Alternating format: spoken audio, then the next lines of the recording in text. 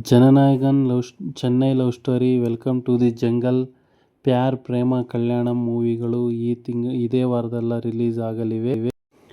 ಮೊದಲನೇದಾಗಿ Chennai love story. ಈ ಮೂವಿಯು Sony ಲಿವ್ನಲ್ಲಿ release ಆಗಲಿದೆ. ಕಿರಣ್ ಅಬೋವರಂನವರ ನಟನೆಯ Telugu super hit romantic drama movie. August 21ರಂದು ಸೋನಿ ಲಿವ್ OTTಯಲ್ಲಿ ಪ್ರಸಾರವಾಗಲಿದೆ. ಮತ್ತು ಎರಡನೇ ಮೂವಿ ಪ್ಯಾರ್ ಪ್ರೇಮ ಕಲ್ಯಾಣಂ. ಈ ಮೂವಿಯು ನೆಟ್ಫ್ಲಿಕ್ಸ್ನಲ್ಲಿ ರಿಲೀಸ್ ಆಗಲಿದೆ.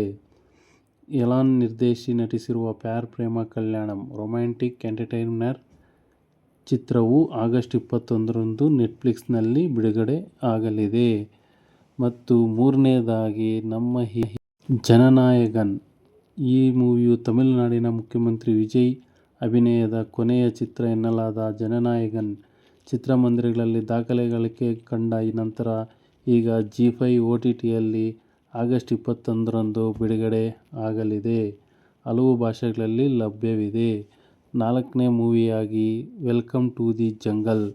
ಈ ಮೂವಿಯು ಅಕ್ಷಯ್ ಕುಮಾರ್ ಮುಖ್ಯ ಭೂಮಿಕೆಯಲ್ಲಿ ಹಾಸ್ಯಭರಿತ ವೆಲ್ಕಮ್ ಫ್ರಾಂಚೈಸಿಯ ಮೂರನೇ ಭಾಗ welcome to the jungle August 21ರಂದು ಜಿಯೋ ಹಾಟ್ಸ್ಟಾರ್ OTTಯಲ್ಲಿ ರಿಲೀಸ್ ಆಗಲಿದೆ.